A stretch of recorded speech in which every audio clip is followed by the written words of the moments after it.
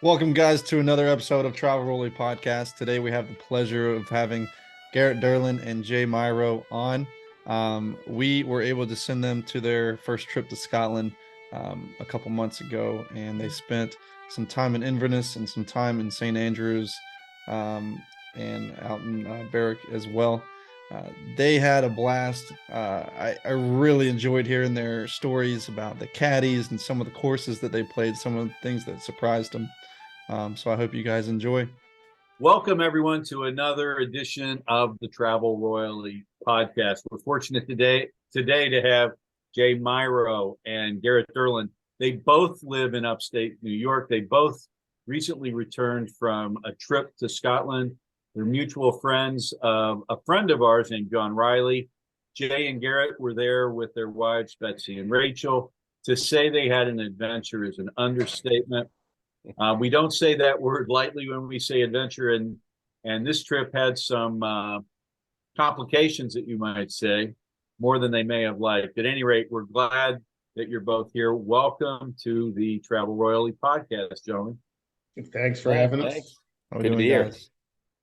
It's good to see you guys again. We haven't seen you since before you left, but we're glad you're back safely. Let's start with the first question. So you guys have been friends for a long time, obviously, but how did the two of you meet? You know, multi-generational, right, Jay?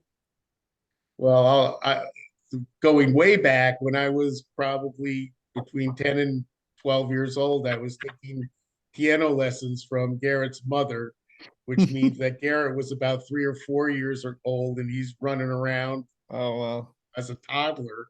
So, and then after that, after his mother told me to stop taking lessons, unceremoniously fired him. No. How often does that happen? After that, we reconnected after college and other things, but Garrett can tell us from there. Yeah. Well, I mean, it was really, I mean, you had the golf store. You had the golf store up in Middletown there for a period of time. So Jay's an attorney and he was a justice of the peace in Warwick. He had a golf store for a number of years up in Middletown, and he was justice of the peace in the village of Warwick when he did my wife's and my wedding. He performed the ceremony for our wedding. Wow. And then we both had boys, same age, same class, went to the same grade school. Soccer came along, and we just the rest is history. So you both grew up in Warwick, and then you, after college, returned to Warwick. I did after college. I spent a semester in the middle of college. Okay. Okay. Yeah. College wasn't ready for me, or I wasn't ready for college. Let's put it that way. Excellent. And you mentioned, Jay, or Garrett mentioned that you're an attorney. What type of law do you practice? I do mostly land use, real estate, zoning and planning, and municipal law up in Orange County, New York. Gotcha. Excellent. And Garrett, what do you do for a living, or what did you do for a living? Still doing still it. Can't escape it. But independent insurance agency. My grandfather started our show in 1934, and it was my mom's father who started it, and then my father jumped in for 40 years. I jumped in 1980, and 42 years come December 1st, which is hard to believe. But awesome. Congratulations. Our niece actually, my sister's daughter actually started about 6-7 years ago. So we made 4 generations. Sweet. And you're talking about P&C? P&C for the most part. Yeah. Yep. Yeah. Excellent. Yeah. Property and casualty for you folks that don't. Yeah. Property. I'm sorry. No, it's funny too.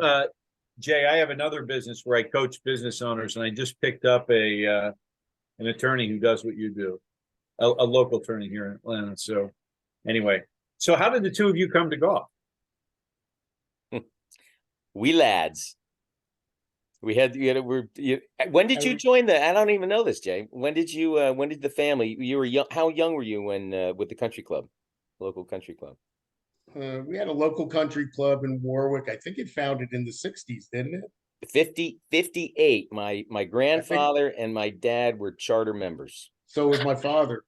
My Yes. father was too, right. And Mike So Myra. Right. yeah, I started playing in the early 60s with my father and my mother. She played too. It's a small 9-hole course.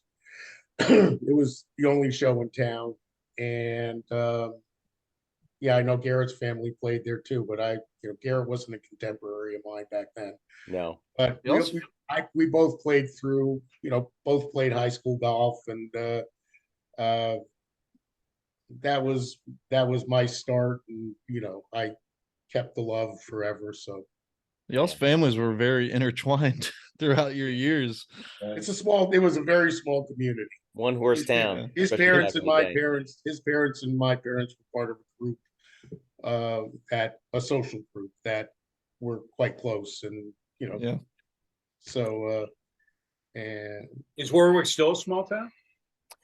the village is it's Garrett will tell you, I can go to a social event in Warwick, like a outdoor concert or something. I won't recognize anybody. I mean, it has grown quite a bit, but it still has the same character, same flavor. Yeah. It's quite a unique. I would say it's become foo-foo compared to what it was. I mean, it's grown in the right ways. Orchards, wineries, breweries, lots of restaurants. It's a destination. It's a definitely destination. It's turned upscale for our community. And it wasn't when we were kids. Definitely. No. It was a farming town, Hey, and I don't know about you, but I haven't gotten an invite yet. Have you? To where? To the destination of Warwick. We got to get together with you guys and John Riley. I think we'd have a good time. I like breweries. He's talking about coming to work for us. We'll play Ballio. And is he? Yeah. Is he he's really? Talking about doing, particularly when he's down in Florida, like going to pro shops and talking to the pros about putting together golf trips to Scotland and Ireland. And yeah. I had a call with him the other day. We were talking about you guys. He can be your Alan McPherson East or West. Exactly. West. Exactly. We're going to come to Alan because he's such a wonderful guy. But so how did each of you come to golf? In Scotland, what made y'all want to wait, I already answered. Yeah. What made y'all initially think about going to Scotland for golf? I think we both have long had a desire to go to Scotland. I mean, for me, it was a trip to Ireland in 2017 with my family and my boys who both play. One of whom, the younger one, went to PGM school and is quite a good golfer, and everybody in well, not everybody, but a number of people in Ireland at the pubs and whatnot said, you got to go up to Northern Ireland and Scotland to get the real golf, So, but I'd been thinking about it for a long time. Jay? It was literally the only, I mean, I have some general bucket list things I wanted to do, but it was the one very specific bucket list thing I wanted to do. Gotcha. And I wanted to go for a longer, not for a short trip. I wanted to go for a longer period of time, and play as much golf as I could reasonably expect. Have y'all always watched the Open Championship every year? Because I feel like sometimes that's how people start hearing about it and seeing the courses and knowing the difference in links course and Parkland. So yeah, that's a good point. It's a good point. Yeah, I've always watched golf for a long time. I'll watch all the majors, but particularly the Open. So yeah. Well, I have to salute you. This was a capital idea. I should do this on every podcast. Cheers, great idea. Cheers. I'll have to do it next time. Now, guys, you went to 3 different regions. We talk about there being 5 regions for golf in Scotland. You didn't play the West Coast and you didn't play Aberdeen, but you did play the Lothians around North Berwick. You played the Kingdom of Fife around St. Andrews, and you played the Highlands. So, do you have a favorite now that you've been to 3? Or is there one that stands out? Man, you know, No. no, I'll say that I think Jay said it earlier. There's such uniqueness, right, in every area and in every golf course that you went on. It was not like playing, like, oh, it's another links course. I mean, it was just completely different. And I think getting set up, which you told us early on that you were going to do, which is to play, some of the nicer courses like Royal Dornoch, some of the, the grand courses, but also sprinkling in, the member courses and that sort of thing. I think that, I'll say from an area standpoint, because we spent most brunt of our time in St. Andrews, I could spend equally that amount of time or more in the 2 others, know, but that's probably just nature. I would absolutely I would spend a month up in Inverness in the peninsula up there, the Highlands. I mean, it's just beautiful. Yeah. Jay, how about you? Same. Pretty much the same. North Berwick was great because everything about it was right on the water. We from where we were staying, literally looking right out onto the North Sea. The courses were, North Berwick and Gullen. You could tell were designed, so much, as related to the ocean. Mm. Especially when I played my second shot off of the beach on the first hole at North Berwick. Oh, Alan got to see that, didn't he? Because Alan told me it wasn't out of bounds. Oh boy, That was great. Every course, I think most of them were on the water, except for Panmure. Correct. Yeah. And not as much the new course. Right. Well, yeah. The new course, I forget now. They all blend together. New course is in between the old and Jubilee, I believe. It was really cool for all the courses that were, where they clearly, where the ocean was right there. I mean, that's what links golf is, and that's so we got some of that everywhere we were at. And we played 2 courses in Inverness. Out of Inverness, there were a ton more to play. Yeah, we played 4 outside of St. Andrews, and we played 2 and out of near North Berwick, and there were a ton of them. There were a ton of courses there. Yeah, it's hard to choose. It really becomes a labor to figure out which ones to play. Some of it has to do with logistics, but that's why you go back. Right. Hey, listen. Hey, the caddies came back in our last round at Gullen number 1. The caddies, and by the way, the caddies were just terrific. To a person, they were just all fantastic. It was just great experiences with the caddies. And these guys came back in because they were members there. They came back in to have lunch. We happened to be, so we sat at tables right next to each other, and we're chatting away. And they said that, oh, by the way, there's a international, you can get an international golf membership, here at Gullen for like £600 for the year. And you can play, you can play all 3 courses, Jay and I looked at each other, we're like, that would work. That would work. Well, listen to this. You go farther north at my club, an overseas membership is £310. We have 2 18-hole courses on the water. I looked today for a full member, a local member, it's $620 a year for the whole year, unlimited golf in a 36-hole complex. I'm moving to Scotland. Yeah. No kidding. Yeah, and I guess the same thing is similar at St. Andrews. Isn't there some Yeah, for the locals, if you live in that postcode, the last I heard, it was under 300 pounds a year. And then the students obviously get to play as well.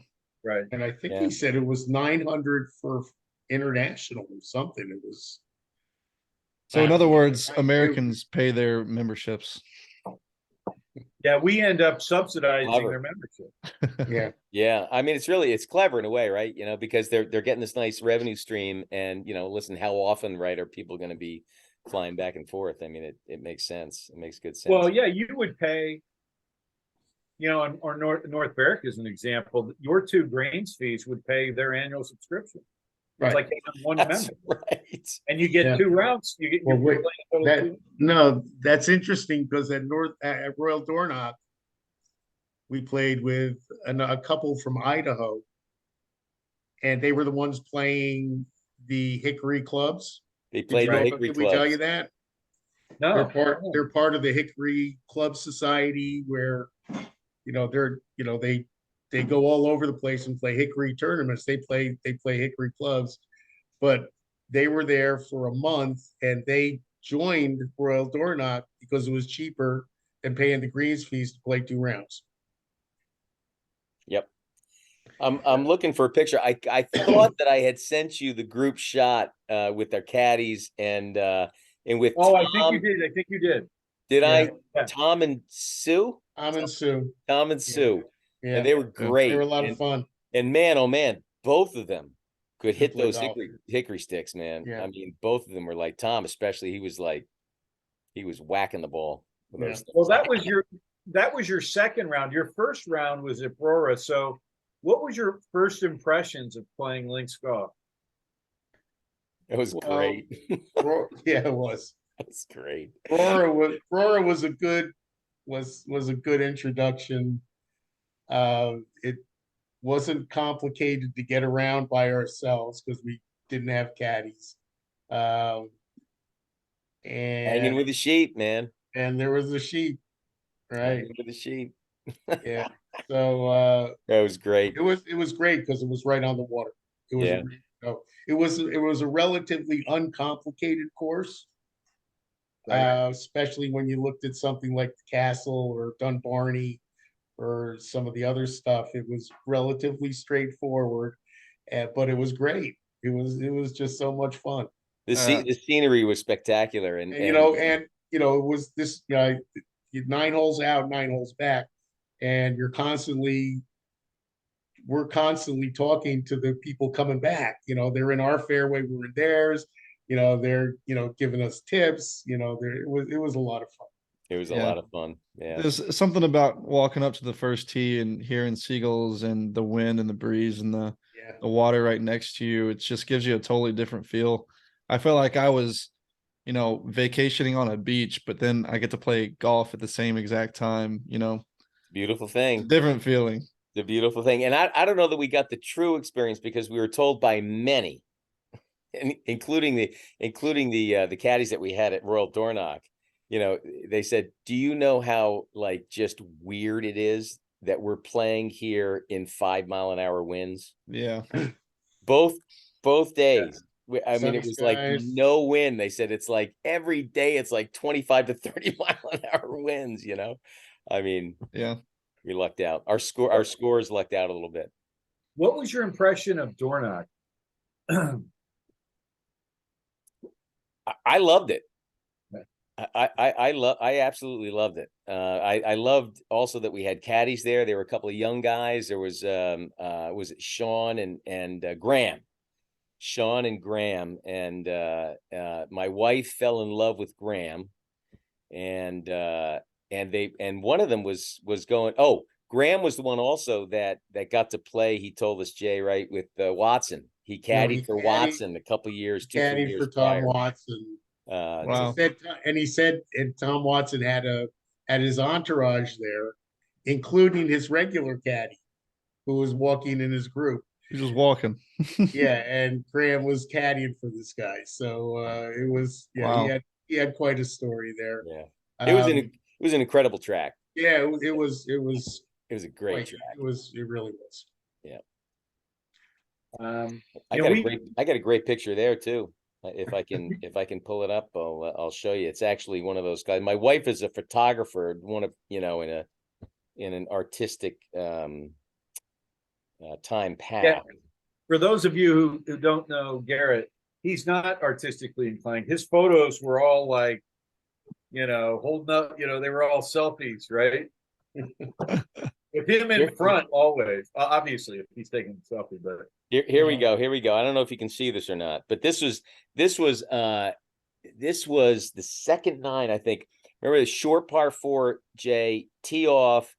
You're supposed to get down that very steep slope down into the flat fairway. You stuck one up at the top, and I started walking down, and I looked back up. It's for the YouTubers to see. Oh, that's beautiful. Yeah, it's great. Isn't it great?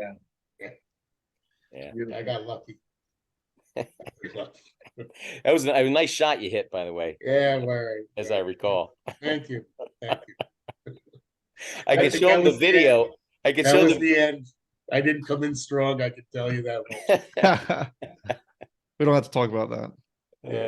That's the other thing. That's the other thing about the whole trip, which was, I did not play.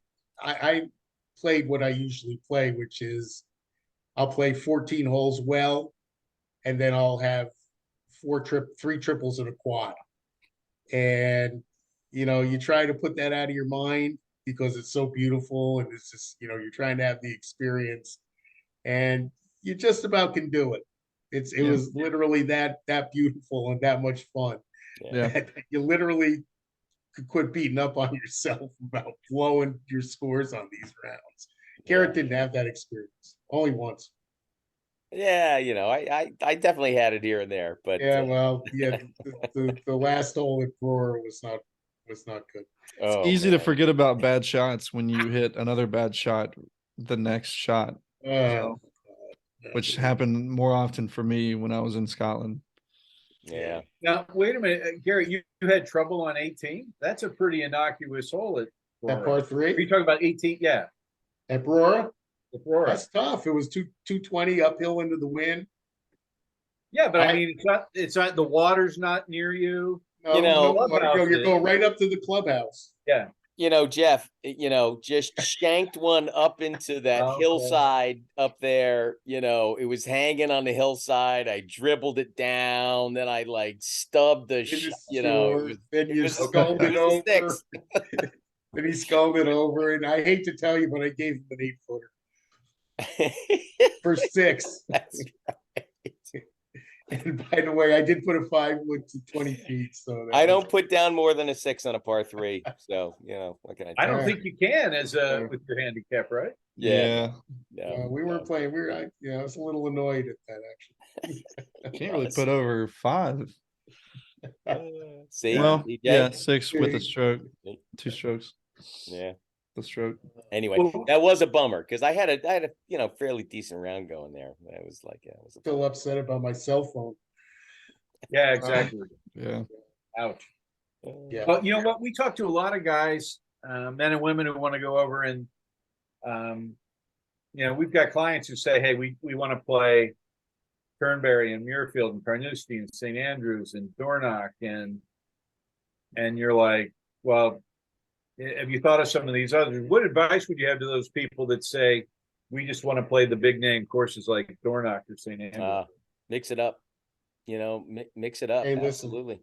Listen, we were either playing the old course or we were playing something else the one day, and you ended up telling us, well, when we found out we didn't get in the lottery, you're telling us we're playing some course named Panmure, which I'd never heard of. I'd never heard of that. Wait a second. It's right next door to Carnoustie. It is, right. Well, we weren't playing Carnoustie. We were playing Panmure. I have no clue. And I'm telling you, to me, it was fantastic. It was completely unbelievable, that golf course. Yeah. And could I have ever found that place on my own? Not a chance. It was an unbelievable golf course. And exactly. So you don't have to play. You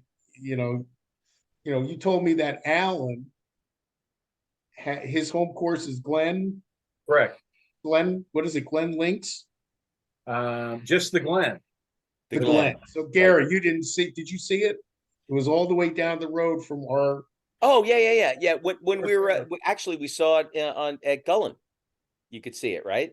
No, it Oh, was that was another big name course, it actually. was the opposite direction. Betsy and I went for a walk, and to this place, and we see the sign that says the Glen. I had no clue that was there, and we saw it. First hole goes up into nowhere, and I told Jeff about it, and he said that it's Allen's home course. Yeah. Yeah.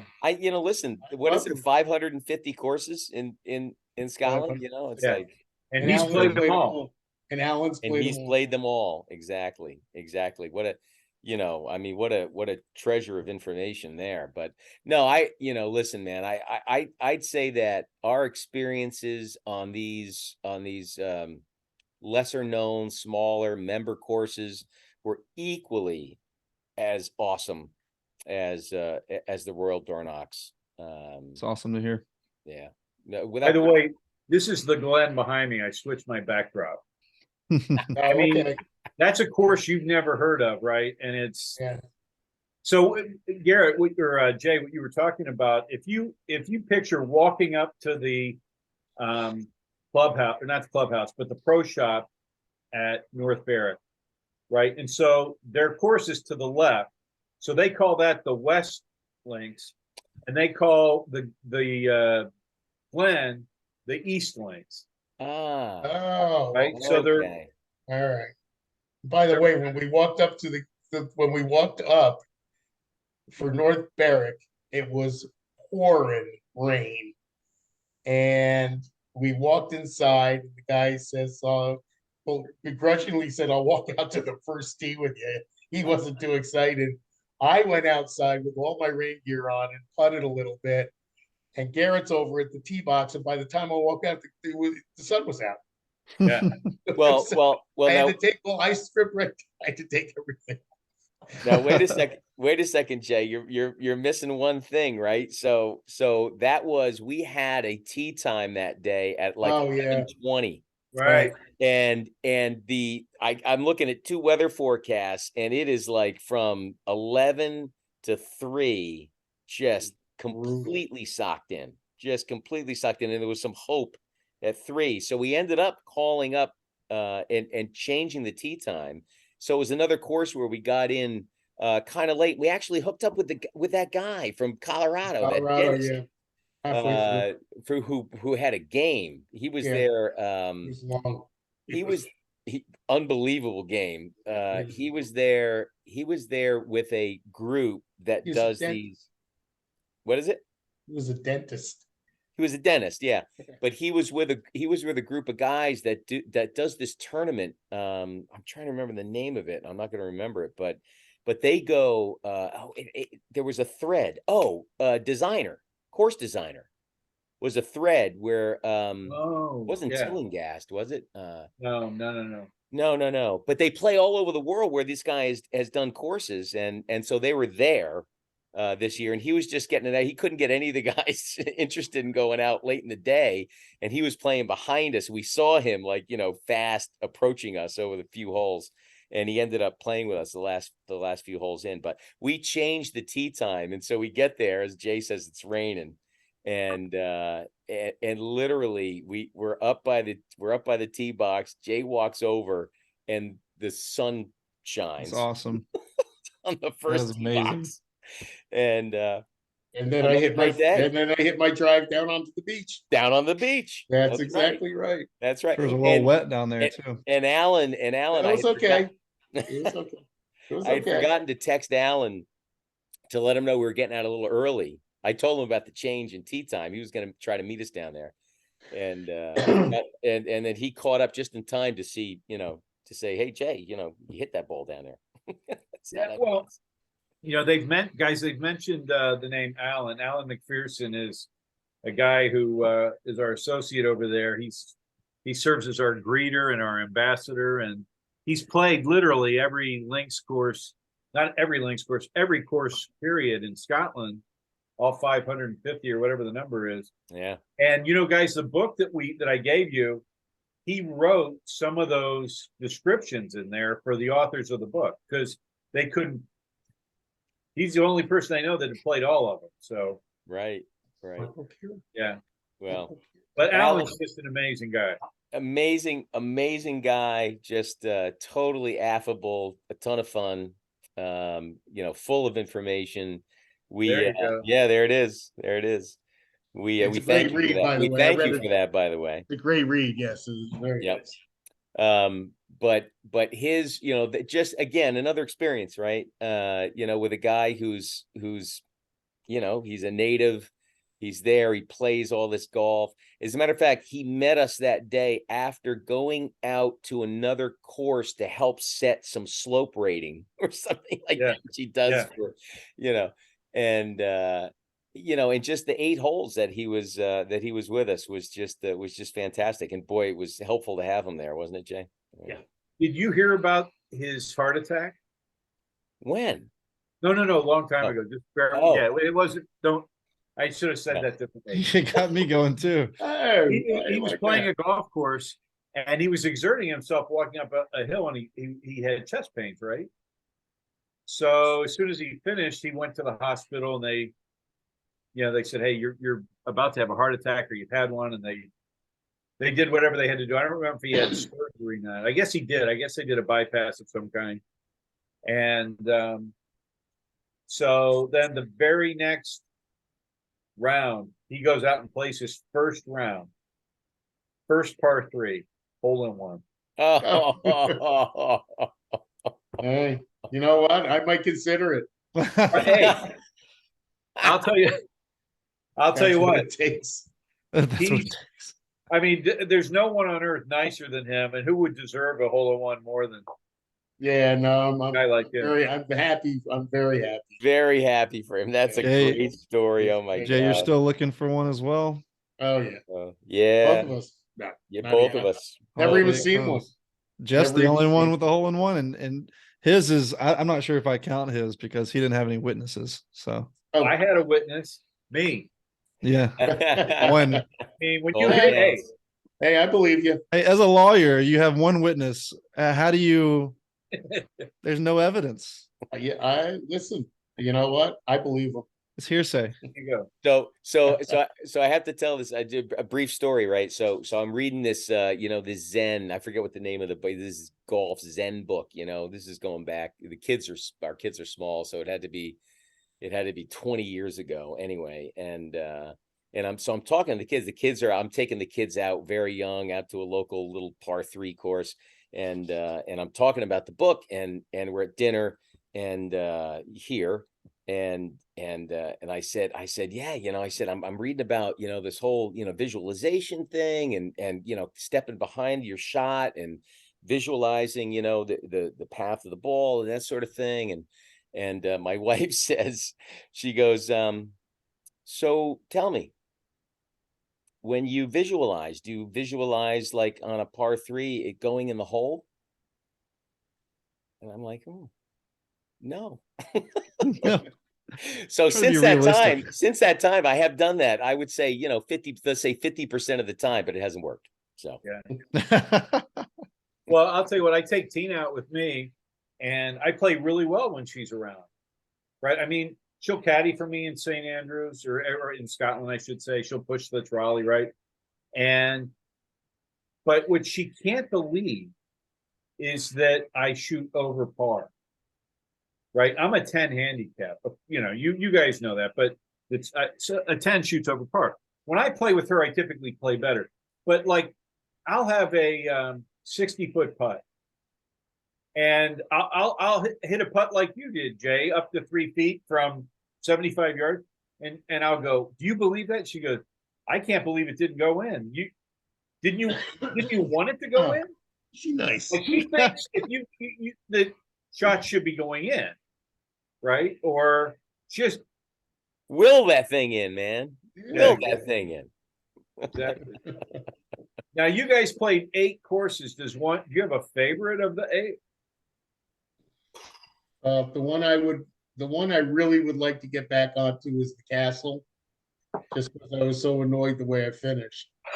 And I thought it was really that was a real roller coaster. I got to tell you. Yeah. I like the castle. I would love to play Panmure again. Of course, Royal Dornoch.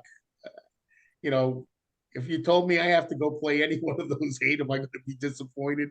Not a chance. But I'll tell you, the castle was the one that if you told me I'm going back for one round, I really wanted to try that one out again, just because I was very annoyed the way I finished, and it was really a challenge. It was really something.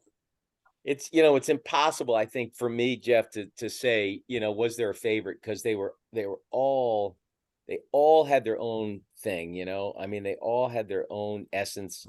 You know, I have to say Panmure was one of the just such pleasurable surprise. I think that's the why, right? Is that we were like, Panmure, like, well, you know, what's that, you know? And then we went out, and we were kind of by ourselves, right, Jay? I mean, we had nobody, nobody. We were the last group out, and it was just walking around in this incredible light and on this pristine, beautiful course. And it was just a great experience, you know. And as much as I'd like to go back and play every course again, like you always want to do, right? You always want to get another chance to play the course. There's so many other courses there. Right. It's the tough part. Yeah. Well, Hayden, we've got to thank you, because you're the one that picked Panmure and set it up. I was in Italy at the time, so happy I was so happy when you guys got back and said how much fun you had there. Yeah, I was too. My job was on the line. Thank goodness. That was the one course where there literally were it was just so colorful. There were purples, there were, and you know, it's not a knock on the other courses, but you know, like North Berwick is just, there's not really much in the way of, you know, landscaping and all that, but it was phenomenal for what it was. You know, each one was, but Panmure, there was nothing like Panmure in terms of the plantings and the colors, and you know, it probably had something to do with the day we played too. But well, yeah, but you guys are hitting on something. I think there's a theme here, or maybe I'm just hopeful that there's a theme here, and that is that unless you were playing Augusta National, which none of us have, I'm assuming, then you would be commenting about the colors. But when we play courses, we don't comment on how beautiful the plantings are or the colors. But over there, it seems so unique. And what you guys have talked about are the people, you know, the caddies, you haven't talked as much about the golf. You're talking about it feels like you're talking about more about the overall experience, right? And being a member at Gullen would just be a blast. And it's not just the golf, it's the whole experience, right? Yeah, exactly. It's the experience, the people. I mean, I got to say, I mean, getting off golf for just a second, I mean, when you reflect back on the trip, you know, just the whole package, you know, the country was just so pristine and beautiful, and the people were just great. I mean, the people are just so, they're just so warm, and you know, anybody will talk to you. You know, I mean, you just strike up a conversation anywhere. And we went to a pub in St. Andrews late at night, and we just got there, Jay. I think we just got there. It was the night me and Rachel. Betsy didn't go. What's the name of and it's the one right. It's that huge building down near the old course, right where the old course is. Corner entrance. What's the name of it? Ames. Yes. What was it? Ames. Okay, so we go in there. We ordered some food. It was late at night. It was 9, and there were these two guys sitting there, and they'd been drinking for quite a while, but they were from Portland. Portland. Wow, good memory. Yeah. And you know, they started chatting, and the chairs are pulled up. Yeah. our waiter was hilarious. And by within 10 minutes, they had pulled their chairs up and we were going on and on about everything. It was a lot. There was a lot of that. It was really quite fun. Yeah. I think that it feels like those types of things don't happen as often in the States, like meeting people like Alan who just go out of their way, like come out and walk 8 or 9 holes with you, or people sidling up to you in a restaurant. And I know they were other Americans, but maybe it's the spirit of St. Andrews or the intoxicating the intoxication of Scotland. I don't know, or their liquor that night. I don't know. What was the place where we went with the 80 guys in kilts, the German bankers? Oh! It was it was right in the middle of St. Andrews. We were going to listen to music. We were going to listen to some authentic music, and it was dancing. I mean, there was like some. It was four Gans. Yes. Yeah. It was four Gans in St. Andrews. Very good. And there were literally 80 of these guys in these full-blown dress kilts. And these are Germans? German bankers. And these were some big dudes. But they were all over the place. They had this huge table and the music came on and some of them were dancing, but oh my God, that was something. Morgan's isn't that big of a restaurant. Much to them. Huh? Morgan's isn't that big of a restaurant. Not huge. Well, guess very what? good. It was very good, by the way. Yeah. Food was excellent. Yeah. I was Little Italy. Oh, it was great. Very good. It was great. That was really good. Very good. We stuck Hayden with the wine bill. There were 4 of us. Who got the stuck wine with tab the was wine? $200. That'd be careful. So the wine. So I got off wine a couple years ago, but every now and again, I love wine. I actually did away with beer for wine. But then I discovered that it was affecting my body. It was some sort of inflammatory thing or whatever. But I finally, it was like, okay, wine is doing this to me because I went off it for periods of time and then drank, So I had to have a glass of wine there because the wine looked so good. Yeah. And I was sorry. I was sorry, trying to keep up with oh my God, who was my caddy at our final round in Gullen? He walked about 19 miles an hour and he was so great. I wanted to keep up with him, but man, after that I was dead. We were over in Italy where they don't put sulfites in the wine.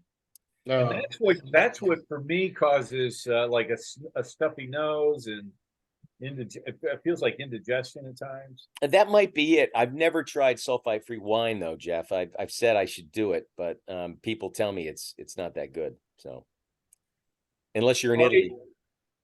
Yeah. Well, I guess that's the difference there.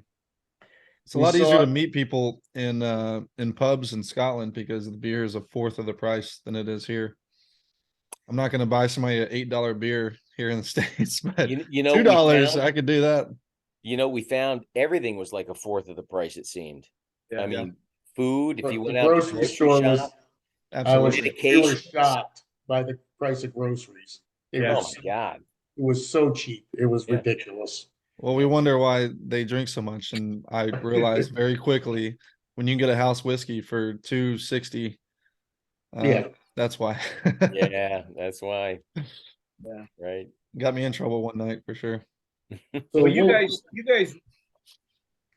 you basically played every other day. So talk about some of your favorite off-course activities, because we really haven't talked about that. I didn't know what you guys were doing. I mean, we talked about it before you left, but what types? And then I know the girls got sick later in the trip, but what types of things did you do up in Inverness? And yeah, up north we did a great hike one day, Jay.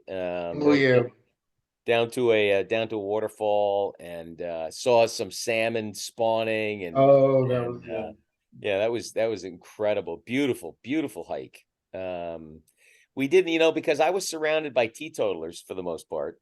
Jay drinks, but he doesn't really drink a ton. So I I actually did not get to do the full experience, Jeff and Hayden, of a distillery. We stopped with the We hopes tried. that at Kings Barn, right? Which Yeah. was another Right. good off the beat, which was another good off golf day trip we did down the coast south of St. Andrews was incredible. But We gosh, took what else? we took a day trip from St. Andrews to Sterling Castle, Sterling Castle was great. which was really nice. We walked around. Sterling was quite interesting, the downtown.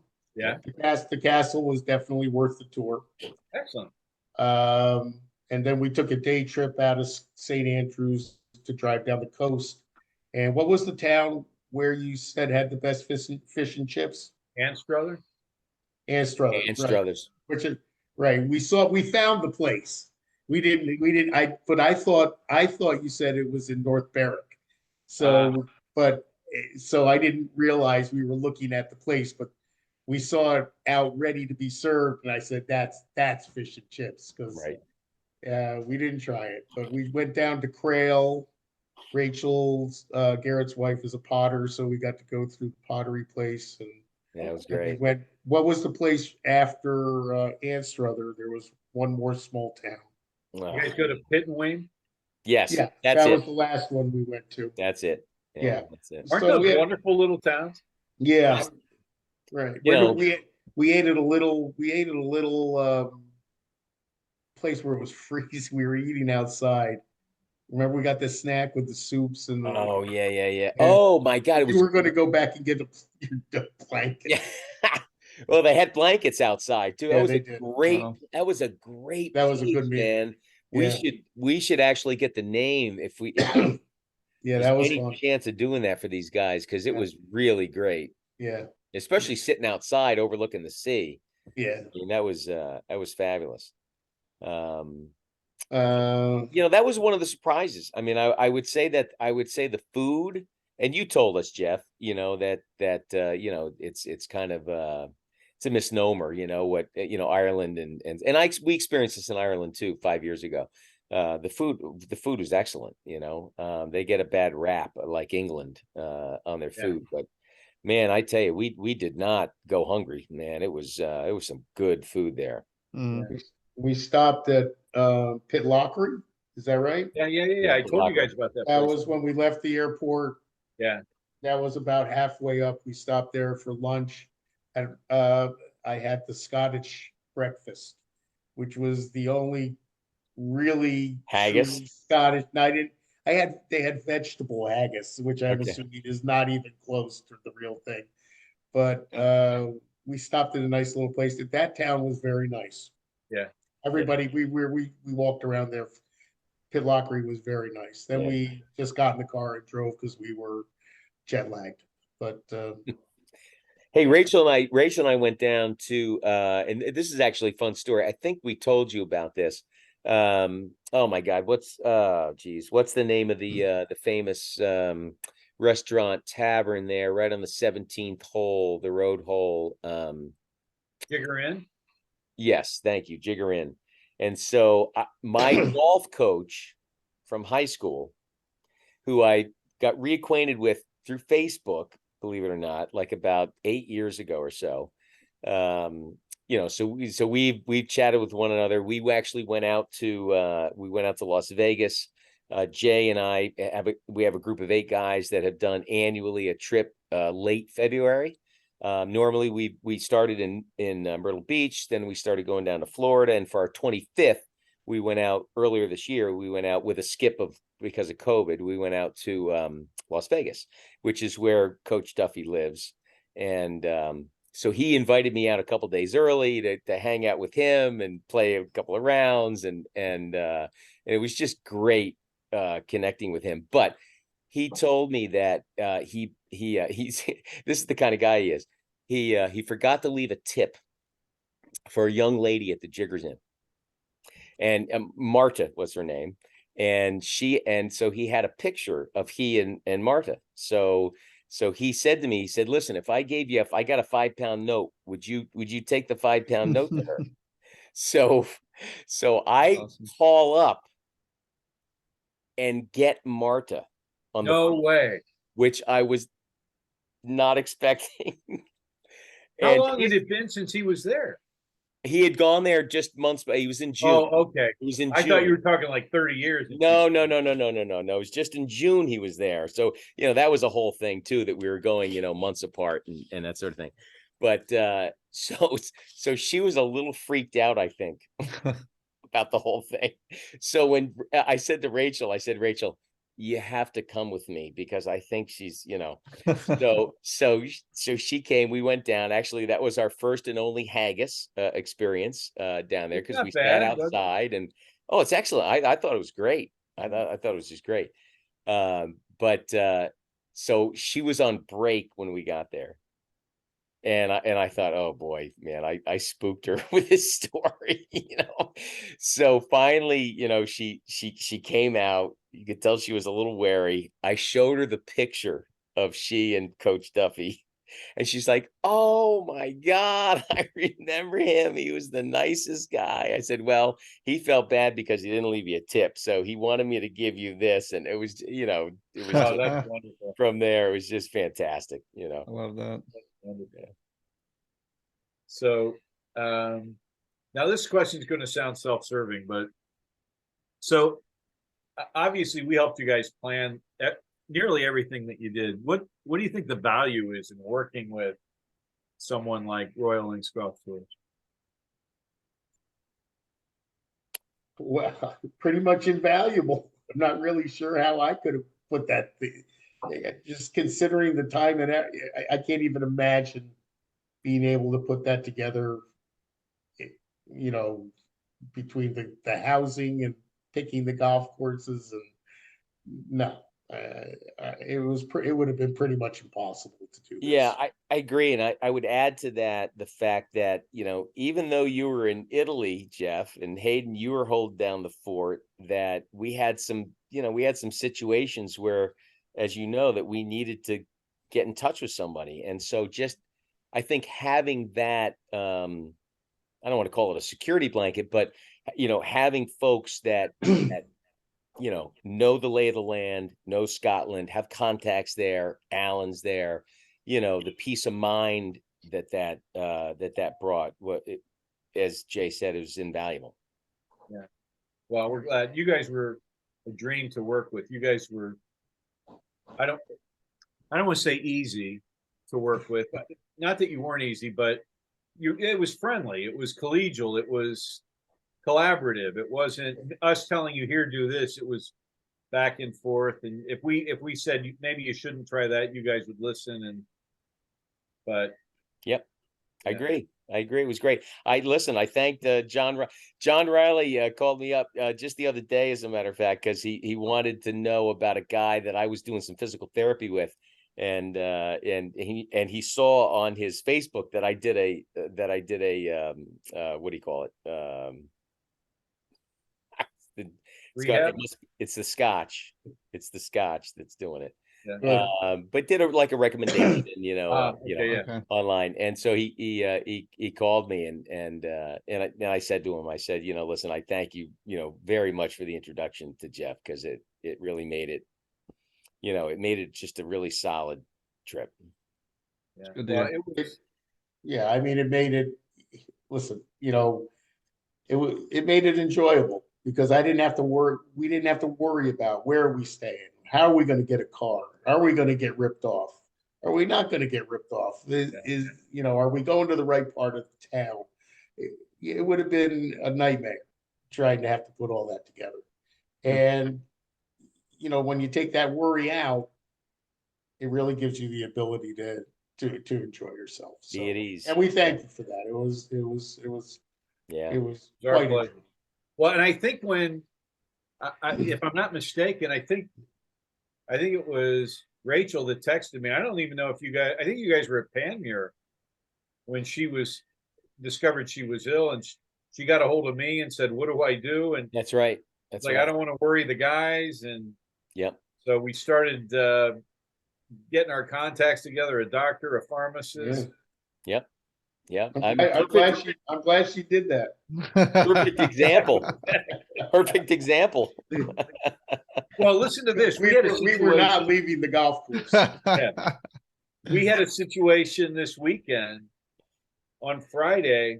I can't name the company or the property because it's big, but a property called me on Friday. We've got 12 people going next August to Scotland, and a big group of guys, and this big luxury property called to cancel the hotel.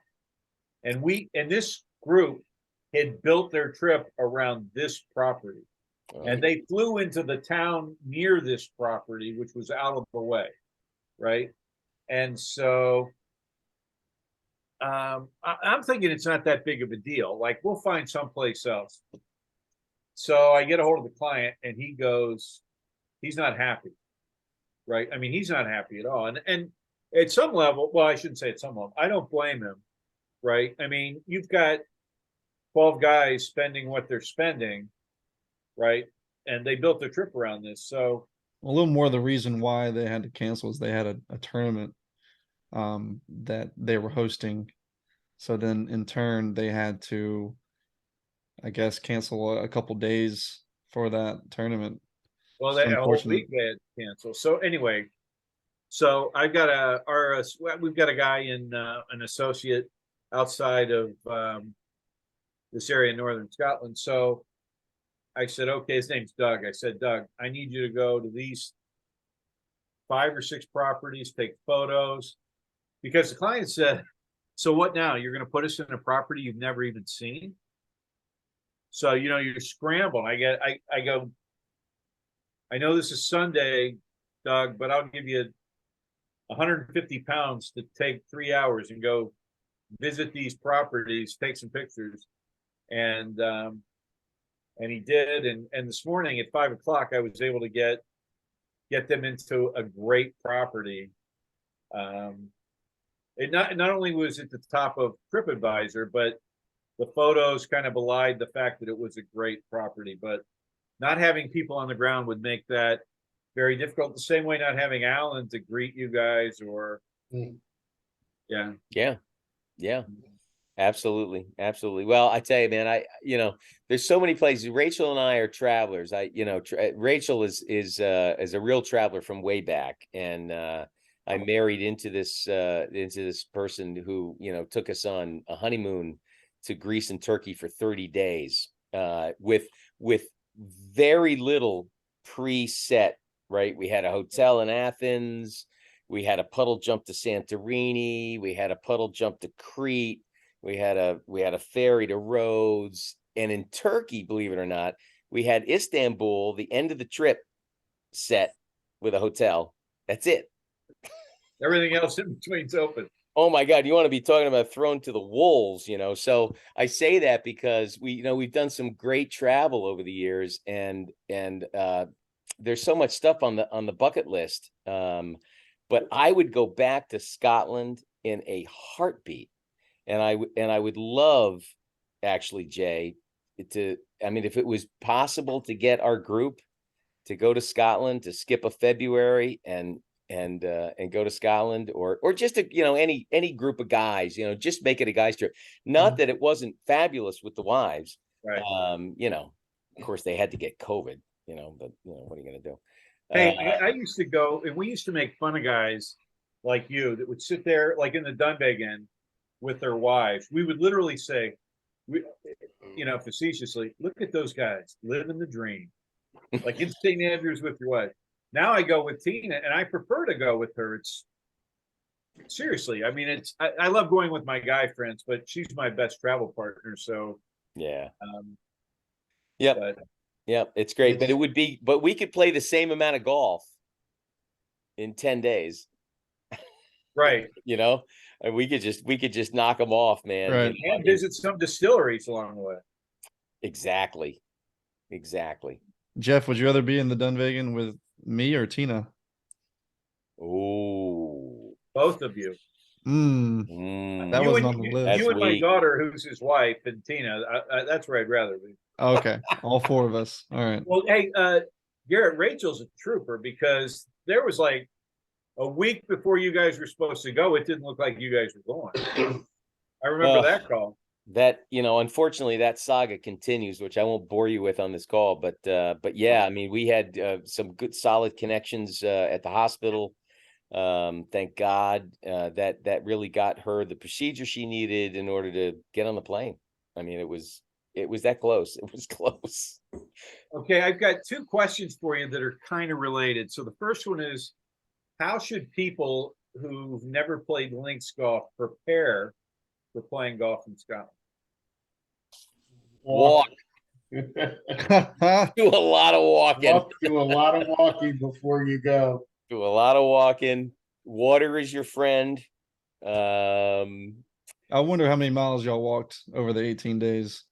It had to be 50, 60. Man. It was a lot of walking. It was a lot. It was a lot of walking. But, And the tip you gave us was invaluable because, Garrett trained for 2 months. I trained for 6 weeks.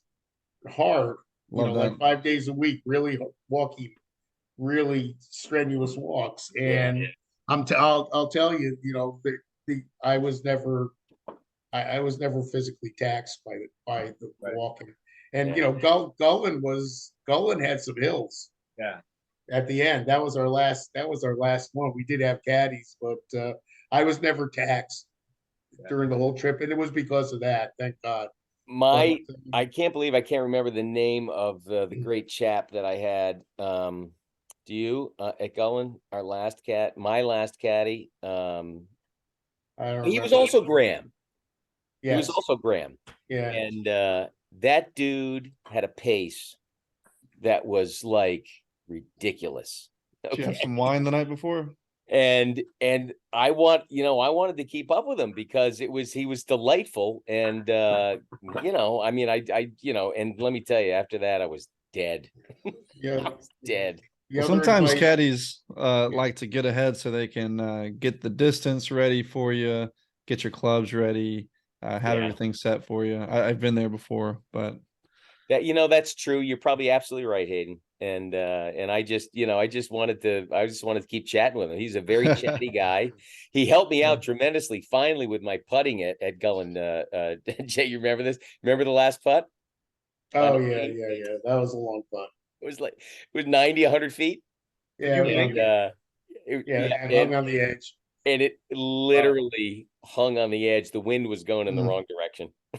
Man. Yeah. The other thing is you really would be better off avoiding the pot bunkers. Yeah, that goes well. I rarely was able to hit anywhere near the direction of the target when I was in these things. So if you have any control over your aim, it's amazing. I mean, I remember you're just looking out this huge expanse driving up the hill, and there's this one little pot bunker in the middle of nowhere, just smack in the middle. And there's acres. And of course I hit it right dead smack.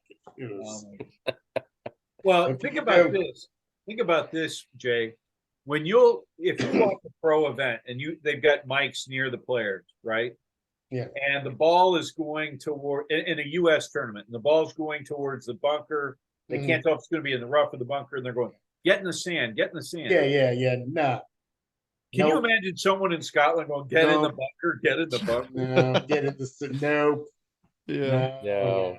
No. It was amazing watching some of your shots hit into the face of these pot bunkers. What are they made of? Are they? It's grass. It's grass. Yeah. It's just sod. There's definitely a together. thud. There's really a thud when you hit smack into it, and it ain't a good thud. I gotta tell you. But but listen, hey, I love being in some of them just to play out of them. It was Hey, how about that first hole at Panmure, Jay, where you didn't take a picture? That green side pot. We were both in the same bunker. I had to play out to the right. You had your foot. I had no shot. Feet above your head or whatever. I had no shot, but luckily I've been stretching for like 12 years now, every single day I stretch, right? So I got my leg on I don't know how I did this, on the top of that sucker, because the only way to go was towards the green. There was just nothing else I could do. Yeah. And I had my left leg like way up on the top of this thing, and I got my right knee bent, and I got that thing out. It honestly, it's one of that and the other shot that I talked about were like the shots of the week. You know? I did not get just out made the lip and trickled onto the green. It took me two to get out. And you still shot 81. And I doubled the first and I doubled the last. His putter was hot. Yeah, man. His putter was on. Well, you should have shot 79 or so. I should have. Yeah. Wow. I took a penalty. One of the strokes on the last hole was a penalty stroke, so I wasn't even happy about that. Yeah. Well, and But did you guys see all about the history at Panmure when you were there? About how Hogan practiced? Hogan was there. Yeah, Hogan spent 2.5 weeks there, I think, learning how to play links golf. Is the way I think he said it, right? After his accident, right? Yeah. And then he went. Did he win at Carnoustie? Is that what he said? 2 weeks. That was his only appearance in an Open. Yep. Yeah. Great pictures inside that clubhouse too. Yeah. Yeah. What was your favorite clubhouse to have to go in afterwards? By the way, Tennant Spear, I really like. Yeah. Tennant Spear, I'm telling you, man. Do you get a top beer. on it? Huh? Do you do tenants with a top? The lemonade? No. They pour a little like Sprite on top. They call it tenants with a top. Oh no, I don't want that. But I drank a lot of Tennants, and I don't drink a lot of beer. But Garrett, what was a favorite clubhouse? Man. The new course. The new course.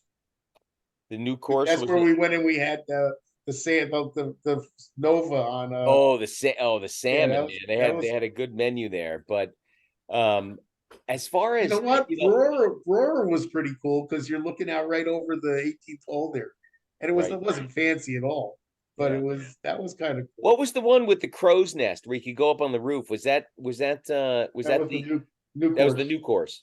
Yeah. Yeah. Yeah, I mean, they were all. There wasn't. I don't recall. Actually, Panmure might have been the oldest. We didn't spend any. We didn't go in though. We left. I did. I did before the wreck. Yeah. Here's a good question. Did you guys get a bacon roll at Dumbarton? Yes, we did. Yes, we did. How baby. about that? Absolutely. Oh my God, salty good. goodness. And we got that's the best advice we gave you. Wait. We got one at the 10th hole on Royal Dornoch. That's right. Was it Royal Dornoch? I think there was one other place we got a bacon roll. That might not have been that. It was good. They were good. Man, special. No, buttery biscuits. Well, and at Dumbarton, you got the bacon roll and you got your shot of scotch on the first. Right. We're at the end. I'm not sure those mix well, but that shot of whiskey before the round really got me. Well, but again, guys, they gave you a bag with their logo on it, golf shot ball of whiskey, tees, the bacon roll. They got a beautiful clubhouse. It's the experience. I mean, right. Okay, we did get the bacon rolls beforehand, and that's the course we played with the owner. Right. Part owner of the course and the guy who built it. The practice facility there was like unbelievable. Yeah, that's right. That one had a range. Yeah. That's more than a range. That's the only one you played. That one, right? Probably the only. Yeah. They just show up and play, by the way. You know that, right? They don't. I mean, other than Dumbarton. I mean, like guys that belong to Panmure just show up and walk to the first tee. Yeah. Like, I don't know about your club, but where we play, we get there half an hour early. We practice, we hit some chips, we hit driver, we practice putting. You're lucky to get some practice putts in at Panmure before you play. Yeah. Jay did at Panmure and left his 5-iron, laying on it. Right. Did you have to go back for it? No. I left. I was stretching with my 5-iron. I laid it. I put it on the patio, leaning against the post. Went out, played the round. I finally got to a hole where I looked for my. It was like the 14th, 15th hole. 14th, 15th hole. I said, I need my 5-iron. I look in the bag, there's nothing there. I was just so annoyed. Oh, Go no. back. It was dusk. It was literally dark out. I walked in the clubhouse and they were closing. And I said to the girl, I said, I want to leave my phone number in case somebody turns to a club. And she said, oh, there's a club out on the patio if you want to go look at that. I said, that's got to be it. So my club was there. I went and got my I'll club. tell you what, Garrett, he should have shot 74. He I know. doubled 2 holes and didn't play with a 5-iron. And I didn't have my 5-iron. Man. His favorite club. I know. Yeah, it was so disappointing. Well, guys, what's next on the bucket list? Scotland. Scotland again. There's a couple of courses that y'all need to play. Maybe we do Northern Ireland and then skip into into the west part of Scotland. Just done that multiple times.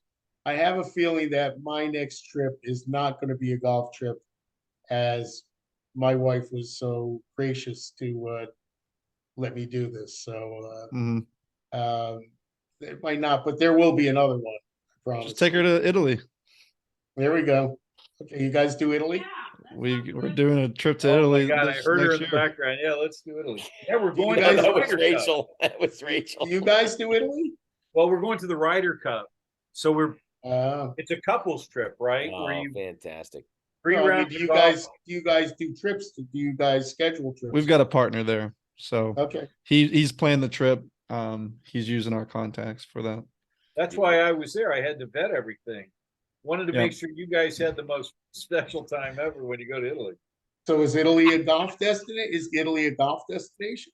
Well, there's Well, they got the Ryder Cup in Rome next year, but Right. Marco Simone is the golf course they're playing on. Tuscany? Yeah, and then there no, that's in Rome.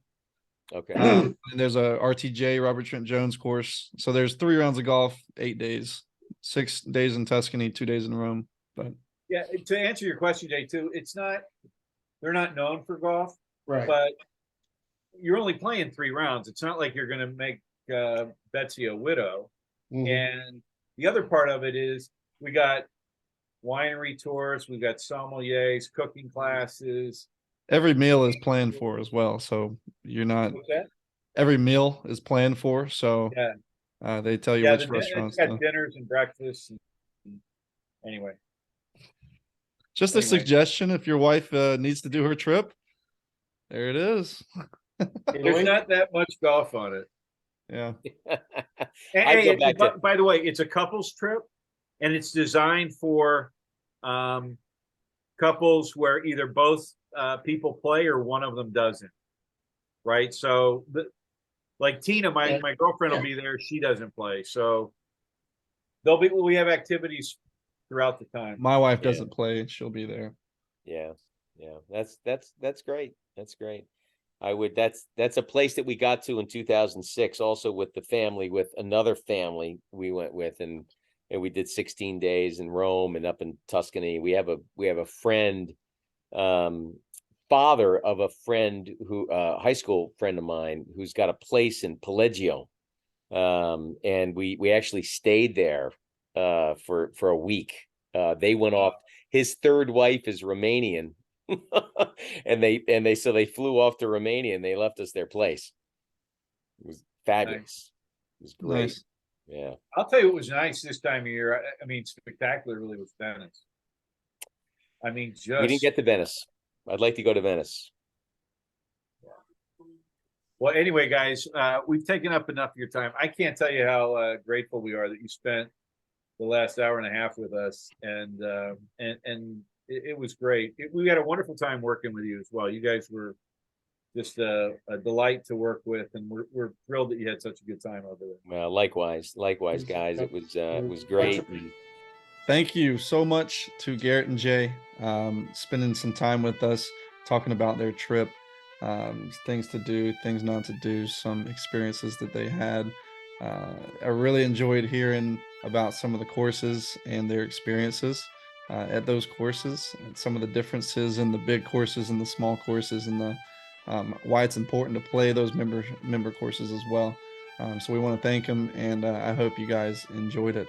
Thanks.